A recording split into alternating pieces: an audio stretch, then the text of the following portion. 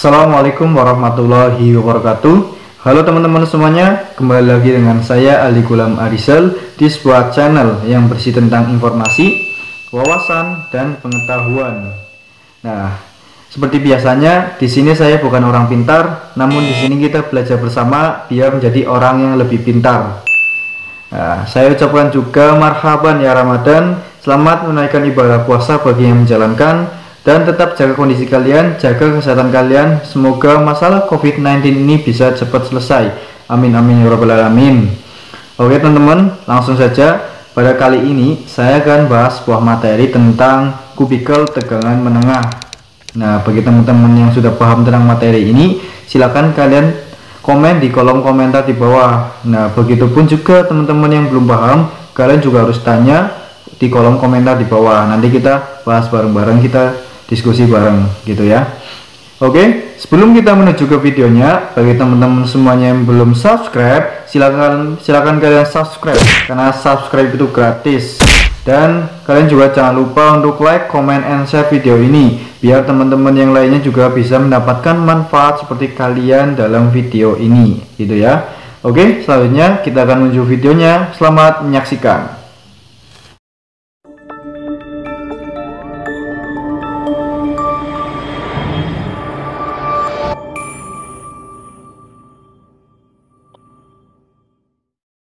Nah, ini ya teman-teman, kubikel tegangan menengah. Nah, ini ada identitas saya, nama Aldi Gulam Arizal, kelas TL2B. Nah, TL itu teknik listrik ya teman-teman.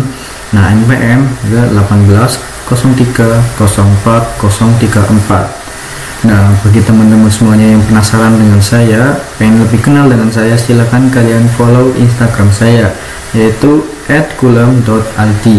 Nah, silahkan teman-teman semuanya, nanti langsung saya call back, kalian DM saja. Oke. Nah, jadi untuk pendahuluannya, kubikel tegangan menengah itu merupakan seperangkat peralatan listrik yang dipasang pada gardu induk dan gardu distribusi atau gardu hubung yang berfungsi sebagai pembagi, pemutus, penghubung, pengontrol, dan pengaman sistem penyaluran tenaga listrik tegangan menengah. Nah, gitu ya.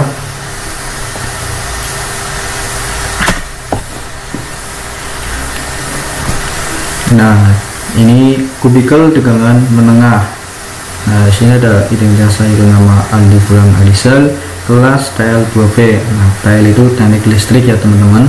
Nah, NPM saya ada 1803040034. Nah, bagi teman-teman semuanya yang penasaran dengan saya, pengen lebih kenal dengan saya, silakan kalian follow Instagram saya, yaitu @gulam.aldi. Nah, nanti akan saya langsung follow back. Nah, kalian DM saja itu udah teman-teman ya. Oke, langsung ke materi.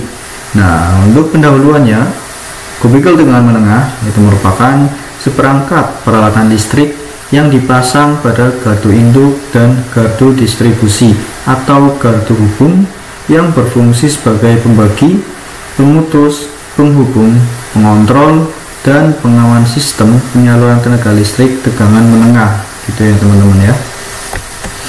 Dan untuk bagian dari kubikel, nah itu terdapat dua jenis, yaitu kubikel incoming yang pertama.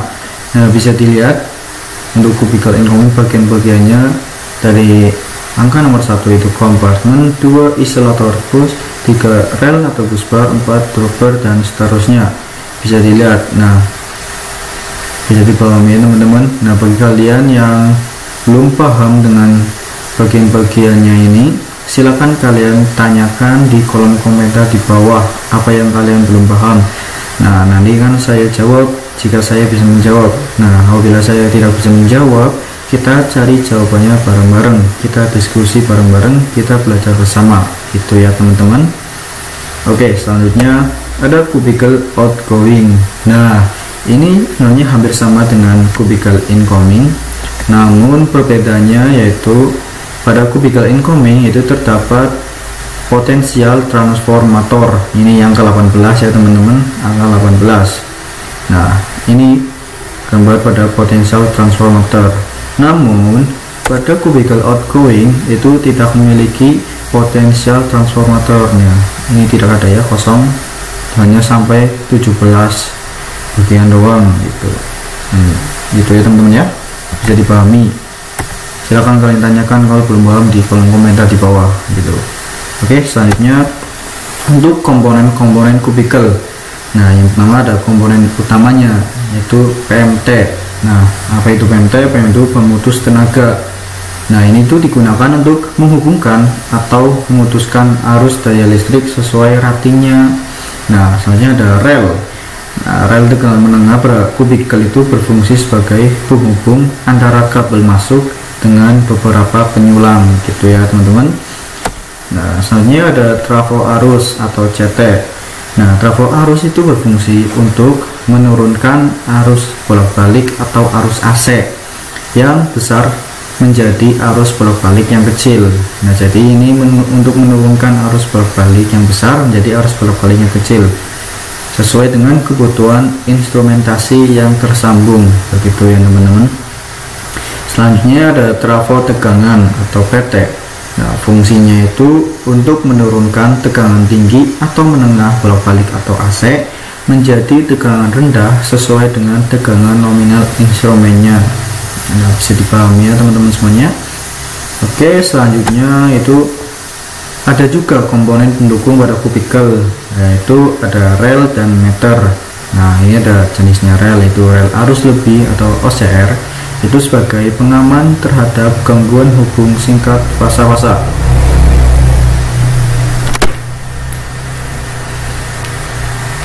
Nah, selanjutnya ada juga komponen pendukung pada kubikel. Nah, yaitu yang pertama ada rel dan meter.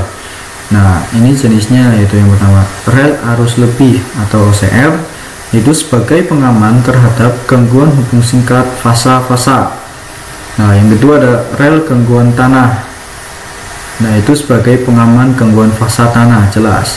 Nah, itu yang ketiga ada rel penutup balik otomatis, yaitu berfungsi untuk menormalkan kembali SUTM jika terjadi gangguan temporer. Nah, saluran udara tegangan menengah itu ya. Selanjutnya ada rel frekuensi kurang, itu berfungsi untuk pelepasan beban jika terjadi gangguan frekuensi kurang atau under frekuensi itu ya teman-teman semuanya. Nah, ada juga ampere meter yang berfungsi untuk pengukuran arus beban. Nah, ada kWh meter berfungsi untuk pengukuran energi listrik yang disalurkan. Ada juga kV meter yang berfungsi untuk pengukuran tegangan. Nah, untuk yang kedua itu ada kontrol atau indikator. Nah, lampu indikator ini terdapat on off PMT yang digunakan untuk menandai kondisi PMT close atau open dengan dua warna yang berbeda. Nah, biasanya itu seringnya memakai warna merah atau hijau. Nah, merah untuk close, hijau untuk open gitu. Nah, yang ketiga ada pemanas atau heater. Nah, ini digunakan untuk memanaskan ruang terminal kabel agar kelembabannya itu terjaga sehingga dapat mengurangi efek corona pada terminal kubikel tersebut. Nah, corona ini bukan corona yang COVID-19 ya teman-teman, bukan, beda lagi ini. Nah, selanjutnya ada handle kubikel. Nah, untuk menggerakkan mekanik kubikel, yaitu membuka atau menutup posisi kontak hubung PMT, PMS, LPS, pemisah tanah atau grounding, atau pengisian bekas untuk energi membuka atau menutup kontak hubung gitu ya teman-teman. Nah, selanjutnya ini ada fungsi kubikel.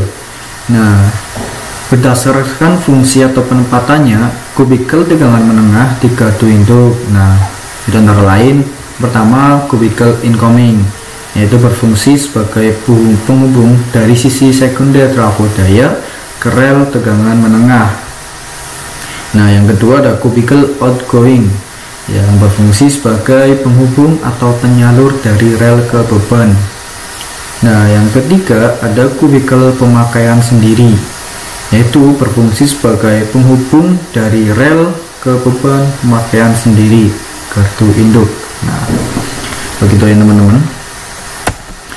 Selanjutnya ada kubikel couple atau bus coupling. Nah, ini tuh berfungsi sebagai penghubung antara rel 1 dengan rel 2. Nah, terus selanjutnya ada kubikel PT. Nah, ini berfungsi sebagai sarana pengukuran dan pengaman. Dan ada juga kubikel bus racer atau busti. Interface berfungsi sebagai penghubung antar kubikel. Nah, kubikel PT rel yang dilengkapi dengan lightning arrester ini berfungsi sebagai inputan tegangan open delta untuk rel proteksi directional ground relay. Dengan lightning arrester berfungsi sebagai pengaman tegangan lebih akibat dari surga petir dan surga hubung. Begitu ya teman-teman. Selanjutnya ada jenis kubikel. Nah, yang pertama ada open type.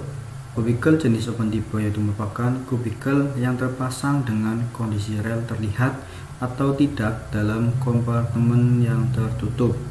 Nah, yang kedua ada closed type.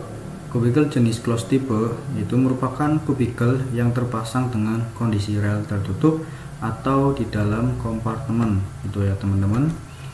Nah, yang ketiga ada kubikel berdasarkan pabrik pembuatnya. Ada Color, Image, Alstom, AEG, Meidansa, Modalek, Siemens, Merlin Gerin, Fuji, Schneider, Goldstar, Areva. Nah, yang saya pahami, yang sering saya pakai itu ada Schneider sama Siemens. Nah, mungkin dari kalian ada yang salah satu pernah pakai di sini, silahkan kalian komen di kolom komentar di bawah, gitu. Kita berbagi ilmu, gitu ya teman-teman. Nah, yang membuat jika berdasarkan konstruksi relnya.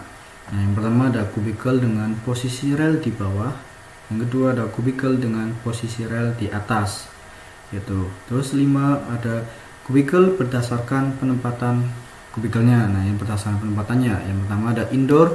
Kubikel indoor yaitu kubikel yang penempatan pemasangannya di dalam bangunan tertutup, baik bangunan dari beton ataupun konstruksi bangunan dengan plat besi. Nah, yang kedua ada outdoor. Kubikel outdoor adalah kubikel yang penempatan atau pemasangannya di luar bangunan, gitu ya. Nah, selanjutnya ada pedoman pemeliharaan. Nah, yang pertama ada in-service inspection.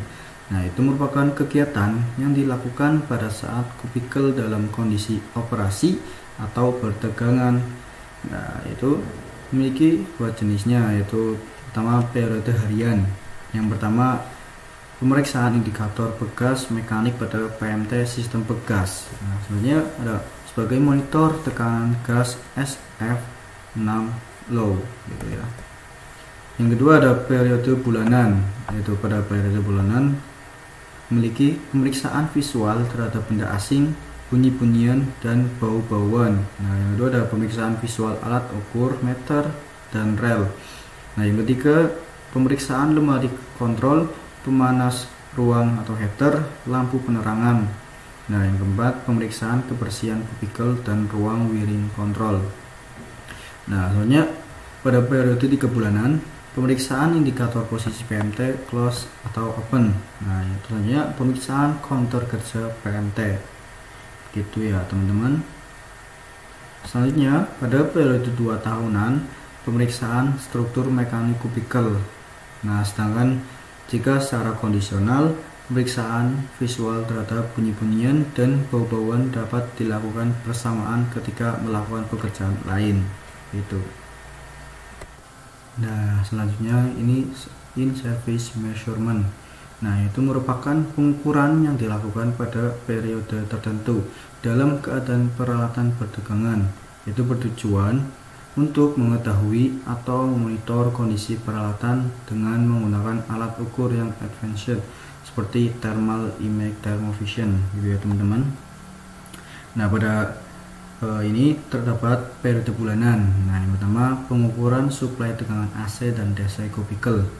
Yang kedua ada pengukuran suhu kubikel, dan yang ketiga pengukuran suhu terminal dan sambungan pada rel, CT, PT, kabel, dan peralatan lain yang dialiri arus dalam kubikel. Pelaksanaan termovisi dilakukan melalui lubang intai pada kubikel, gitu ya teman-teman. Nah, yang kedua secara kondisional. Nah, pengukuran suhu kubikel, terminal, dan sambungan pada rel, CT, PT, kabel, serta peralatan lain yang dialiri arus dalam kubikel dilakukan dengan memperhatikan kondisi pembebanan kubikel tersebut. Nah, semakin tinggi beban yang disalurkannya, periode pengukuran suhu dengan termovisi perlu semakin cepat. Nah, begitu ya, teman-teman bisa pahami ya. Nah, selanjutnya, yang ketiga ini ada shutdown measurement. Nah, ini merupakan pengukuran yang dilakukan pada periode tahunan dalam keadaan peralatan tidak bertegangan. Nah, pengukuran ini dilakukan bertujuan untuk mengetahui kondisi peralatan secara lebih rinci. Nah, itu ya. Nah, jadi begitu teman-teman videonya. Bagi teman-teman semuanya yang belum paham, silahkan kalian tanyakan di kolom komentar di bawah. Dan bagi teman-teman yang sudah paham, kalian juga komen di kolom komentar di bawah, biar kalian bisa membantu menjelaskan tentang materi ini ke teman-teman lainnya yang belum paham. Jadi itulah gunanya channel ini, kita belajar bersama, berdiskusi bersama, kita bersama-sama menjadi orang yang lebih pintar itu. Dan saya ingatkan lagi ke teman-teman semuanya, nah bagi teman-teman semuanya yang belum subscribe, buruan subscribe karena subscribe itu gratis. Dan jangan lupa kalian like, comment, and share video ini biar teman-teman semuanya, teman-teman lainnya bisa mendapatkan manfaat seperti kalian dalam video ini. Nah, saya ucapkan kembali selamat menunaikan ibadah puasa dan tetap jaga kondisi kalian, jaga kesehatan kalian. Semoga masalah ini cepat selesai. Amin amin rabbal alamin. Oke, sampai jumpa, kita bertemu lagi di next video. Oke, dari saya kurang lebihnya mohon maaf. Wassalamualaikum warahmatullahi wabarakatuh. Bye bye. Life could be a dream. Life could be a dream. Do, do, do.